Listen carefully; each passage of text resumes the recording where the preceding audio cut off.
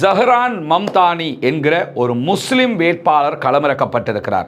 வெறும் 36 வயதே உடைய இளைஞன் பரபரப்பாக தன்னுடைய தேர்தல் பிரச்சாரங்களை மேற்கொண்டு வருகிறார். பாரிய மக்கள் எழுச்சி அவருக்கு பின்னால் ஏற்பட்டிருக்கிறது.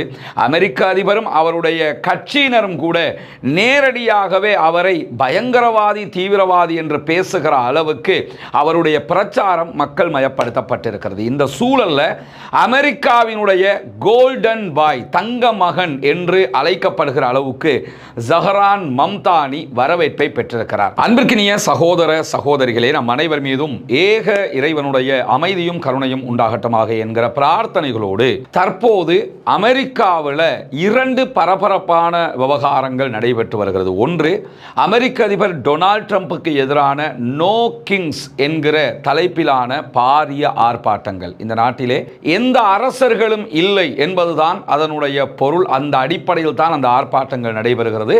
அந்த ஆர்ப்பாட்டங்களில் பல முக்கிய தலைவர்கள் கலந்து கொண்டு பேசுகிறார்கள். அவர்கள் பேசுகிற பல அரிதான முக்கியமான விவகாரங்களை தனியாக நம்ம பார்க்க இருக்கிற அதே நேரம், இரண்டாவதாக அமெரிக்காவில் பரபரப்பாக பேசப்படுகிற விவகாரம், எதிர்வருகிற நவம்பர் 4ஆம் தேதி நியூயார்க் நகர மேயருக்கான தேர்தல் நடைபெற இருக்கிறது. இந்த தேர்தலில் ஜனநாயக கட்சி சார்பாக, அதாவது அமெரிக்க அதிபர் டொனால்ட் ட்ரம்பினுடைய கட்சிக்கு எதிர்கட்சியில் இருக்கக்கூடிய ஜோ பைடனுடைய தரப்பால ஜஹ்ரான் மம்தானி என்கிற ஒரு முஸ்லிம் வேட்பாளர் களமிறக்கப்பட்டிருக்கிறார். வெறும் 36 வயதே உடைய இளைஞன் பரபரப்பாக தன்னுடைய தேர்தல் பிரச்சாரங்களை மேற்கொண்டு வருகிறார். பாரிய மக்கள் எழுச்சி அவருக்கு பின்னால் ஏற்பட்டிருக்கிறது. அமெரிக்க அதிபரும் அவருடைய கட்சியினரும் கூட நேரடியாகவே அவரை பயங்கரவாதி தீவிரவாதி என்று பேசுகிற அளவுக்கு அவருடைய பிரச்சாரம் மக்கள் மயப்படுத்தப்பட்டிருக்கிறது. இந்த சூழல்ல அமெரிக்காவினுடைய கோல்டன் பாய், தங்க மகன் என்று அழைக்கப்படுகிற அளவுக்கு ஜஹ்ரான் மம்தானி வரவேற்பை பெற்றிருக்கிறார். கடந்த 30 ஆண்டுகள் நியூயார்க்ல ஜனநாயக கட்சிக்கு இப்படியான ஒரு வரவேற்பு கிடைத்தது ஜஹ்ரான் மம்தானி மூலமாகத்தான் என்கிறது ஜனநாயக கட்சியினுடைய வட்டாரங்கள். அதை தாண்டி தற்போது ஜனநாயக கட்சி ஒரு வீழ்ச்சியை நோக்கி பயணித்துக் கொண்டிருக்கக்கூடிய சூழலையும் இதுவும் அவர்களுக்கு ஒரு மிகப்பெரும் எழுச்சியாகவும் பார்க்கப்படுகிறது. இந்த நேரத்தில் கோல்டன் பாய், தங்க மகனாக பார்க்கப்படுகிற ஜஹ்ரான் மம்தானியை பற்றிய சில முக்கியமான செய்திகள், தேர்தல் பரப்புரை தொடர்பான பல முக்கியமான விவகாரங்கள் வெளியாகி கொண்டிருக்கிறது. நியூயார்க் டைம்ஸ் வெளியிட்டிருக்கக்கூடிய ஒரு நீண்ட கட்டுரை, அதிலே கட்டுரையினுடைய எழுத்தாளர் மெஹர் அகமது அவர்கள் தெரிவித்த பல முக்கியமான செய்திகளை அல் ஜசீராவினுடைய அரபு பக்கம் வெளியிட்டிருக்கிறது. இந்த முக்கியமான செய்திகள் என்ன தரவுகளை எல்லாம் தருகிறது என்றால், ஜஹ்ரான் மம்தானியும் நானும் ஒரே வயதுடையவர்கள் என்கிறார் மெஹர் அகமது. இந்த ஒரே வயதுடைய நாங்கள் அமெரிக்காவில் இரட்டை கோபுரங்கள் மீதான தாக்குதலுக்கு பிறகு, 9/11க்கு பிறகு பல இன்னல்களையும் துன்பங்களையும் அமெரிக்க முஸ்லிம்களாக சந்தித்திருக்கிறோம் என்கிறார். அமெரிக்காவில் நியூயார்க் டைம்ஸ்ல இந்த ஆர்டிக்கல் வெளியாகி இருக்கிறது. காரணம் என்னன்னா, அமெரிக்காவினுடைய இரட்டை கோபுர தாக்குதலுக்கு பிறகு ஒசாமா பின் லாதன் தான் இந்த தாக்குதலை நடத்தினார் என்று கூறி அமெரிக்கா ஆப்கான் மீது தாக்குதல்களை ஆரம்பித்தது மட்டுமல்லாமல் அமெரிக்காவுக்குள்ள இருக்கக்கூடிய இஸ்லாமியர்கள் மீது பயங்கரமான இன வெறுப்புகள் கட்டவிழ்த்து விடப்பட்டது. அமெரிக்காவினுடைய முழு பாதுகாப்பு துறையும் அமெரிக்க முஸ்லிம்களை அணுவணுவாக கண்காணிக்க ஆரம்பித்தார்கள். அமெரிக்காவினுடைய அரச மட்டத்திலே, அரச அலுவலகங்களிலே வேலை பார்த்த அத்தனை பேரும் அணுவணுவாக கண்காணிக்கப்பட்டார்கள். இப்படி நாங்கள் பலவிதமான மன உளைச்சல்களுக்கும் உள்ளாகி இருந்து சிறுவர்களாக, இளைஞர்களாக வளர்ந்து வந்து தற்போது அமெரிக்காவில் ஒரு பேசப்படும் இடத்திற்கு அமெரிக்க இஸ்லாமிய சமூகம் மாறி இருக்கிறது என்கிறார் நியூயார்க் டைம்ஸினுடைய கட்டுரையாளர் மெஹர் அகமது அவர்கள். இந்த மாதிரியான ஒரு சூழல்ல தான் தற்போது ஜஹ்ரான் மம்தானிக்கான மிகப்பெரிய வரவேற்பு கிடைத்திருக்கிறது என்கிறார். அமெரிக்காவை பொறுத்தவரையில் அமெரிக்காவில் இஸ்லாமிய கலாச்சாரம் வேகமாக பரவுகிறது என்கிறார் நியூயார்க் டைம்ஸினுடைய கட்டுரையாளர். அதற்கு அவர் சொல்லக்கூடிய மிக முக்கியமான ஒரு உதாரணமே என்னன்னா, அமெரிக்காவில் நீங்க சர்வ சாதாரணமாக அங்கு வாழக்கூடிய அமெரிக்கர்கள் இஸ்லாமியர்கள் பயன்படுத்துகிற வார்த்தைகளை பயன்படுத்துவதை பார்க்க முடியும் என்கிறார். குறிப்பாக இன்ஷா அல்லாஹ், அல்லாஹு நாடினால் என்கிற வார்த்தையை நாங்கள் எல்லாவற்றுக்குமே பயன்படுத்திக்கிட்டு இருக்கிறோம். ஏதோ ஒரு காரியத்தை பண்ணும்போது அந்த வார்த்தையை நாங்கள் பயன்படுத்துகிறோம். இதனை அமெரிக்காவில் இருக்கக்கூடிய சாதாரண அமெரிக்கர்கள் கூட தற்போது பயன்படுத்த ஆரம்பித்திருக்கிறார்கள். இஸ்லாமியர்கள், குறிப்பாக அரபு நாடுகளை சேர்ந்தவர்கள் இங்கே தொழில்களை தொடங்கி உணவு கடைகளை நடத்தி வருகிறார்கள். இங்க இருக்கக்கூடிய ரெஸ்டாரண்ட்டுகள்ல, அரபு ரெஸ்டாரண்ட்டுகள்ல அமெரிக்கர்களே அதிகமாக வந்து விரும்பி உணவு உண்ணுகிற நிலை மாறி இருக்கிறது. யமன் சார்ந்த பல உணவு கடைகள் நியூயார்க்கை ஆட்கொண்டிருக்கின்றன. அந்த கடைகளில் எல்லாம் ஏகபோக பிசினஸ் நடைபெறுவதை நம்ம பார்க்க முடிகிறது என்று சொல்லக்கூடிய மெஹர் அகமது, நியூயார்க் டைம்ஸினுடைய கட்டுரையாளர், மேலதிகமாக என்ன சொல்றாருன்னா, ஸ்டார்பக் உள்ளிட்ட இஸ்ரேலுடைய பல நிறுவனங்கள், ஷாக்ஸ் உள்ளிட்ட நிறுவனங்கள் இழுத்து மூடி நஷ்டத்தை சந்திக்கிற நிலையில் அரபிகளையும் இஸ்லாமியர்களையும் பேஸ்மெண்டாக கொண்டிருக்கக்கூடிய ரெஸ்டாரண்ட்டுகள், மற்ற உணவு நிறுவனங்களுடைய வியாபாரம் கொடிகட்டி பறக்க ஆரம்பித்திருக்கிறது. இஸ்லாமியர்கள் தொடர்பாக பொதுமக்களுக்கு மத்தியிலே நம்பிக்கை பிறந்திருக்கிறது.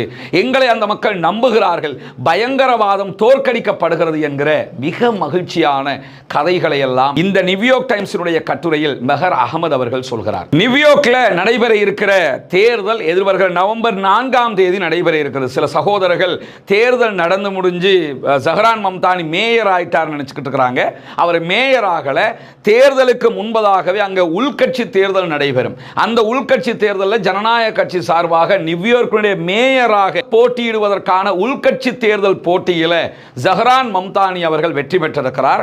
அவர்தான் தற்போது நியூயார்க்குடைய ஜனநாயக கட்சியினுடைய வேட்பாளராக அறிவிக்கப்பட்டிருக்கிறார். இவர் அறிவிக்கப்பட்டதோட குடியரசுக் கட்சி சார்பாக பல விமர்சனங்களை அவர் எதிர்கொண்டு வருகிறார்.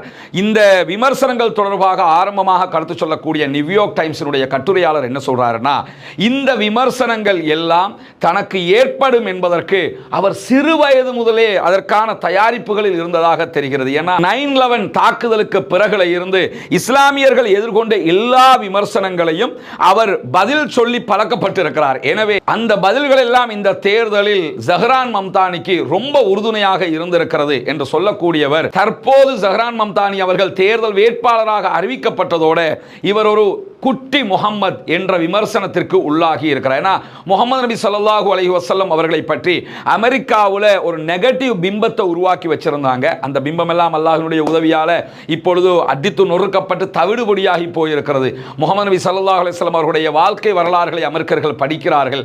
அமெரிக்காவிலே இஸ்லாம் வேகமாக பரவிக்கொண்டிருக்கிறது. திருமறை குர்ஆனை வேகமாக எடுத்த மக்கள் படிக்க ஆரம்பித்திருக்கிறார்கள் என்கிற நிலையெல்லாம் இப்பொழுது பழைய கதைகள் எல்லாம் எதற்கும் உதவாது என்கிற நிலையை தாண்டி விட்டது. ஆனாலும் இனவாதத்தை கக்கும் விதமாக சிறிய முகம்மது என்கிற பெயர்ல இந்த மாதிரியான செயல்பாடுகளை அமெரிக்காவினுடைய ஆளும் டொனால்ட் ட்ரம்பினுடைய கட்சியைச் சேர்ந்தவர்கள் முன்வைக்கிற அதே நேரம் 9/11 போன்ற ஒரு தாக்குதல் கூட ஜஹரான் மம்தானி மேயரானால் நடத்தப்படலாம் என்கிற அச்சத்தை உருவாக்குகிறார்கள். காசாவில் இருந்து இஸ்ரேல் மீது தாக்குதல் நடத்தப்படுவதை போல அமெரிக்காவுக்குள்ள தாக்குதல்கள் நடத்தப்படலாம் என்கிற அச்சத்தை எல்லாம் ஜஹரான் மம்தானிக்கு எதிராகவே இவர்கள் அத்தனை பேரும் உருவாக்குகிறார்கள் என்கிறார் கட்டுரையாளர் மெஹர் அகமது அவர்கள் நியூயார்க் டைம்ஸ்ல. இதற்கெல்லாம் அவங்க எதை பயன்படுத்திக்கிட்டு இருக்காங்கன்னு சொன்னா, அக்டோபர் 7ஆம் தேதி முதல் வெடித்த காசா இஸ்ரேல் பிரச்சனையில இஸ்ரேல் மீது பாலஸ்தீனர்கள் தாக்குதல் நடத்தினார்கள். எனவே இது போன்று அமெரிக்காவிலும் நடக்கலாம் என்பதுதான் அவர்களுடைய வாதம். ஆனால் இந்த 2 ஆண்டுகள் நடைபெற்ற காசாவினுடைய யுத்தம் இதையெல்லாம் தவிடுபொடியாக்கி விட்டது என்கிறார் கட்டுரையாளர். அது உலகத்திலேயே பார்த்துட்டோம். ஏன்னா அக்டோபர் 7ஆம் தேதிக்கு பிறகு உடனே அக்டோபர் 8ஆம் தேதி இஸ்ரேலுக்கு உடனடியாக அப்போதைய அமெரிக்க அதிபர் ஜோ பைடன் பயணிக்கிறாரு. அதற்கு பிறகு பிரான்சினுடைய அதிபர் இம்மானுவேல் மெக்ரான் வந்து இறங்குறாரு. அப்போது இருந்த பிரித்தானியாவுடைய பிரதமர் ரிஷி சுனக் வர்றாரு. இப்படி பல நாடுகளுடைய தலைவர்களும் இஸ்ரேலுக்கு வந்த நிலையில் இப்போதைய நிலை எப்படி இருக்குன்னு கேட்டா, இஸ்ரேல் இன அழிப்பு செய்திருக்கிறது. பாலஸ்தீனம் தனிநாடாக மாற்றப்பட வேண்டும். எங்களுடைய நாடுகள் பாலஸ்தீனத்தை தனிநாடாக மாற்றுகிறது என்று எந்த பிரித்தானியா இஸ்ரேல் என்ற ஒரு நாட்டை காசாவுக்குள் பாலஸ்தீனத்துக்குள் உருவாக்கியதோ அந்த பிரித்தானியா பாலஸ்தீனத்தை தனிநாடாக அங்கீகரித்திருக்கிறது. பிரான்ஸ் தனிநாடாக அங்கீகரித்து விட்டது. வீட்டோ பவர் கொண்ட ஐநாவினுடைய செக்யூரிட்டி கவுன்சில் 4 உறுப்பு நாடுகள் பாலஸ்தீனத்தை தனிநாடாக அங்கீகரித்து விட்டது, அமெரிக்காவை தவிர்த்து. இப்படி என்ன மீண்டும் ஒரு பிரச்சாரத்தை, இனவாதத்தை ஜஹரான் மம்தானிக்கு எதிராக அவர்கள் உண்டாக்க முனைந்தாலும் அதையெல்லாம் உடைத்து கொண்டு ஜஹரான் மம்தானியுடைய பிரச்சாரம் உச்ச உச்சமாக சென்று கொண்டிருக்கிறது என்பதை தாண்டி நியூயார்க் டைம்ஸினுடைய பத்திரிகையாளர் சொல்லக்கூடிய இன்னும் ஒரு செய்தி என்னன்னு கேட்டா, ஜஹரான் மம்தானி எல்லா கேள்விகளுக்கும் தயாராக இருந்திருக்கிறார். நீங்கள் யூதர்களை எதிர்க்கிறீர்களா என்றால் யூதர்களை ஆச்சரியப்படும் விதமாக அவருடைய பதில் அமைகிறது. இஸ்ரேலை நீங்கள் ஏற்றுக்கொள்கிறீர்களா இல்லையா என்பதற்கு மிக தெளிவான பதிலை அவர் சொல்லுகிறார். பாலஸ்தீனம் தனிநாடாக ஆக்கப்பட வேண்டுமா இல்லையா என்பதற்கு எந்த உறுத்தலும் இல்லாமல் பாலஸ்தீனம் தனிநாடாக ஆக்கப்பட வேண்டும் என்கிறார். நியூயார்க்குக்கு நீங்கள் மேயராக இருக்கும் நிலையில் இஸ்ரேலிய பிரதமர் பெஞ்சமின் நெதன்யாகு வந்தால் அவருடைய நிலை என்னவாகும் என்பதற்கு கண்டிப்பாக நியூயார்க் மேயராக அவரை கைது செய்ய சொல்லுவேன் என்று பகிரங்கமாக பேசுகிறார். எனவே என்னுடைய பிரச்சாரம், என்னுடைய நடவடிக்கைகள் யூதர்களுக்கு எதிரானதல்ல, ஆனால் இஸ்ரேலுக்கு எதிரானது. இஸ்ரேல் இந்த உலகத்தை நாசப்படுத்த உருவாக்கப்பட்ட ஒரு தேசம்.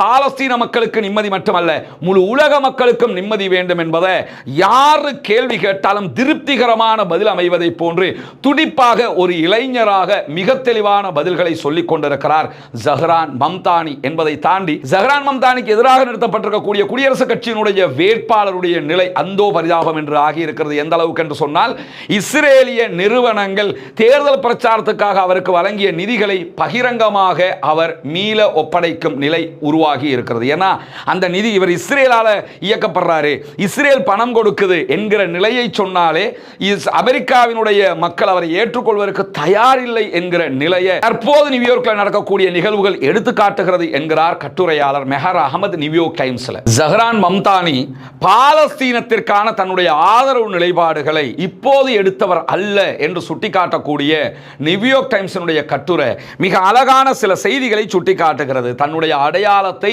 தான் யார் என்பதை வெளிப்படுத்துவதற்கு ஜஹரான் மம்தானி எந்த இடத்திலும் பின்வாங்கவில்லை. குறிப்பாக ஜஹரான் மம்தானி போவ்டோயின் கல்லூரியில் அவர் படிக்கும் போது கல்லூரியில் பாலஸ்தீன நீதிக்கான மாணவர் அமைப்பை உருவாக்கியதே இவர்தான் என்கிறார் கட்டுரையாளர். கல்லூரியில் படிக்கும் போது கல்லூரியில் பாலஸ்தீனத்திற்கான ஒரு அமைப்பு உருவாக்கப்படுகிறது.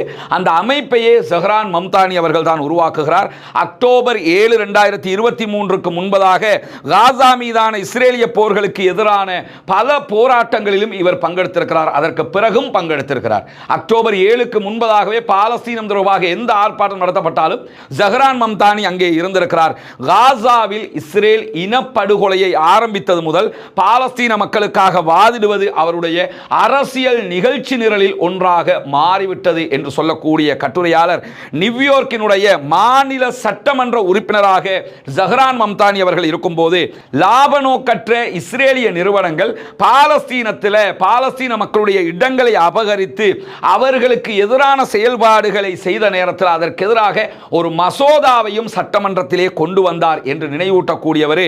வெள்ளை மாளிகைக்கு வெளியிலே 5 நாட்கள் உண்ணாவிரதத்தை பாலஸ்தீனத்திற்காக நடத்தியவர் ஜஹரான் மம்தானி என்கிறார். அதே போன்று செனட்டர் ஷக் ஷுமருடைய வீட்டுக்கு வெளியிலே யூத அமைதிக்கான குரல் போராட்டம் என்கிற போராட்டத்தில் கலந்து கொண்டு கைதும் செய்யப்பட்டார் என்று சொல்லக்கூடிய கட்டுரையாளர் மேலதிகமாக ஜஹரான் மம்தானியை பற்றி சொல்லும்போது என்ன சொல்றாருன்னா, இப்போது அமெரிக்காவில் முஸ்லீமாக இருப்பது என்பது பாலஸ்தீன மக்கள் அனுபவிக்கும் கஷ்டத்தை விட பெரும் கஷ்டம் கிடையாது.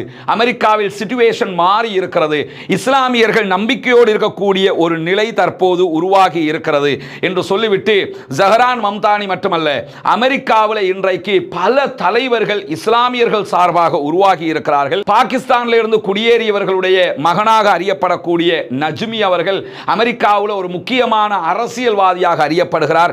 பாலஸ்தீன வம்சாவளியைச் சேர்ந்த பிரதிநிதி ராஷிதா தையிப் அவர்கள் ஒரு முக்கியமான அரசியல்வாதியாக அறியப்படுகிறார்.